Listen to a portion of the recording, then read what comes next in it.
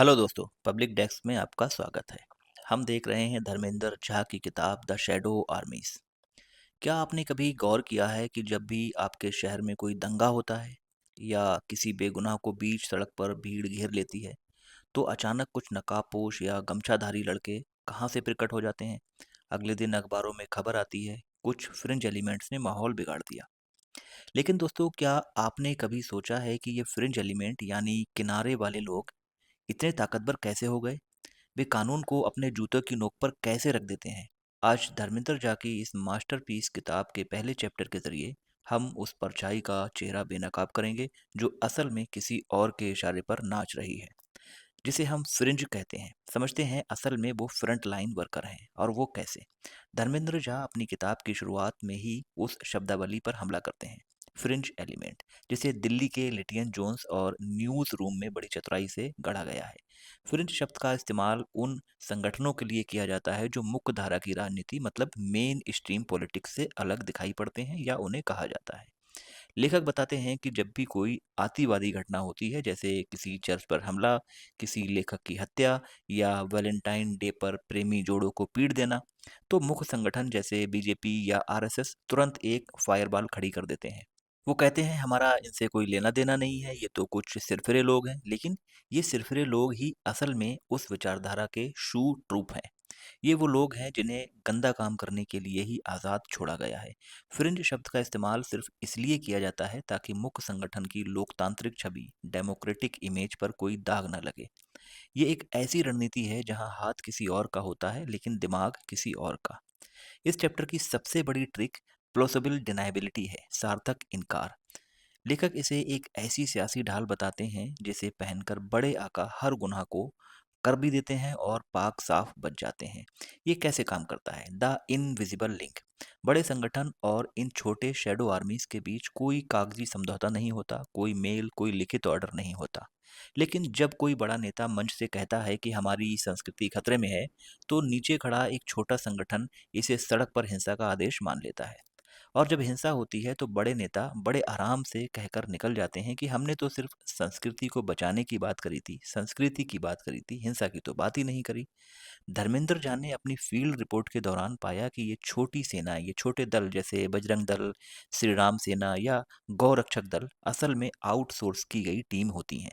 जैसे एक multinational company अपनी कचरे को साफ करने के लिए एक छोटे छोटे ठेकेदारों को अपना कॉन्ट्रैक्ट देती है ताकि कंपनी का नाम खराब ना हो, वैसे ही ये संगठन विचारधारा के कसाई की तरह काम करते हैं।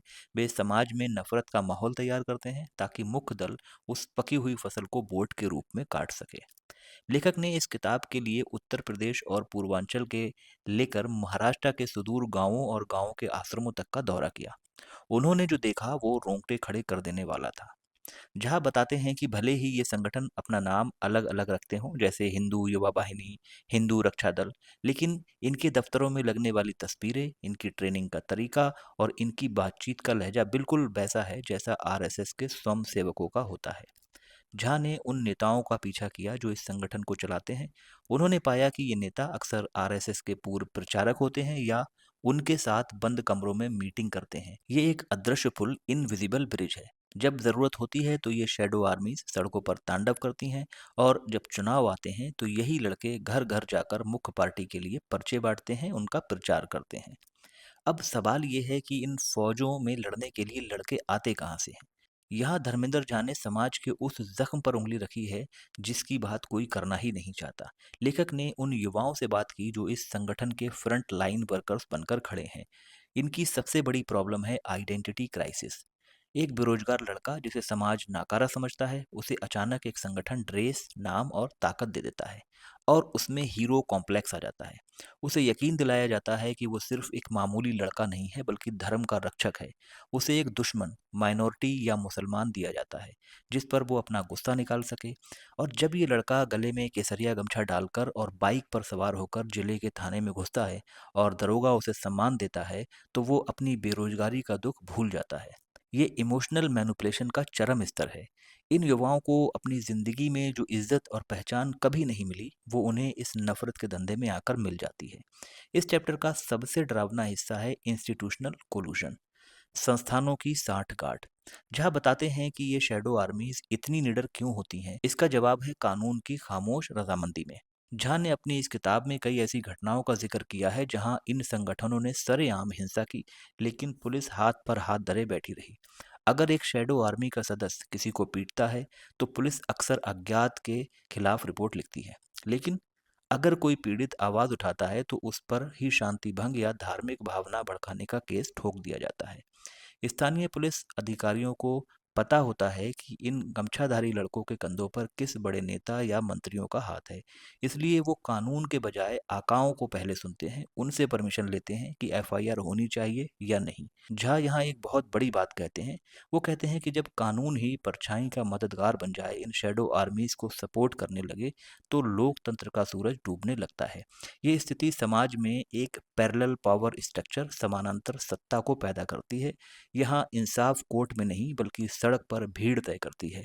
अंत में लेखक एक बहुत ही महत्वपूर्ण सवाल उठाते हैं। इन शैडो आर्मीज का असली मकसद सिर्फ हिंसा करना नहीं होता, बल्कि उनका असली मकसद है समाज में नफरत को नॉर्मलाइज कर देना। ये संगठन जो बातें आज बदमाशी के अंदाज में सड़कों पर करते हैं, कल वही बातें न्यूज़ चैनलों की डिबेट का हिस्सा बनती हैं, उनका मुद्दा बनती हैं। धीरे धीरे समाज का टॉलरेंस लेवल खत्म होता जाता है। जो बातें 20 साल पहले तक शर्मनाक मानी जाती थी, समाज के खिलाफ मानी जाती थी, आज वो देशभक्ति का सर्टिफिकेट बन गई हैं। शैडो आर्मीज समाज को इतना जहरीला बना देते हैं कि मुख्य धारा की राजनीति को विकास के बजाय सिर्फ नफरत बेचकर वोट मिल जाते हैं। ये संगठन दरअसल आइडियोलॉजिकल लैब्स हैं, जहां नफरत के नए फार्मूले टेस्ट किए जाते हैं। अगर समाज किसी हिंसक फार्मूले को स्वीकार कर लेता है तो उसे मेन स्ट्रीम मीडिया में या मेन स्ट्रीम पार्टी को अडेप्ट कर लिया जाता है। धर्मेंद्र झा ने इन इलाकों का जिक्र किया है जहां शैडो आर्मीज का राज चलता है। गोरखपुर का मॉडल झा बताते हैं कैसे हिंदू युवा वाहिनी ने एक समानांतर प्रशासन खड़ा किया जो पुलिस से ज्यादा ताकतवर था।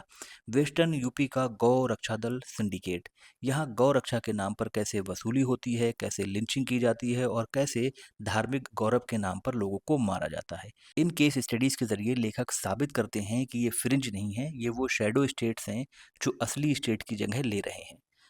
शैडो आर्मीज का पहला चैप्टर हमें एक बहुत बड़ी सियासी आर्किटेक्चर के बारे में बताता है, आगाह करता है। धर्मेंद्र झा की ये किताब बताती है कि ये संगठन हादसा नहीं है, ये एक बहुत सलीके से तैयार किया गया प्रोजेक्ट है, और ये शैडो आर्मीज तब तक रहेंगी जब तक मदरशिप को इनकी ज़रूरत रहेगी। ये तब तक पनपेंगी जब तक हमारा बेरोजगार युवा नफरत को ही मजहब समझता रहेगा, और ये तब तक कानून को तोड़ेंगी जब तक हमारी पुलिस और अदालतें संविधान के बजाय सिस्टम की गुलाम रहेंगी। धर्मेंद्र झा का ये पहला चैप्टर हमें आईना दिखाता है, वो आईना जिसमें हम ना सिर्फ अपराधियों को देखते हैं बल्कि अपनी उस चुप्पी को भी देखते हैं जिसने इन परछाइयों को इतना बड़ा बना दिया। क्या आपको भी अपने आसपास ऐसे शैडो संगठन दिखते हैं जो कानून को अपने हाथ में लेते हैं? क्या आपको लगता है कि हमारी खामोशी ही इनकी ताकत है? कमेंट में अपनी बेबाक राय हमें ज़रूर दें। अगले चैप्टर में हम बात करेंगे सनातन संस्था के उन गुप्त ठिकानों की जहां आध्यात्मिकता की आड़ में हिप्नोसिस और साधना के जरिए कत्ल करने की मशीनों को तैयार किया जाता है। चैनल को सब्सक्राइब करें और बेल आइकन को दबाएं ताकि चैप्टर 2 आपसे छूट ना पाए। शुक्रिया और जय हिंद।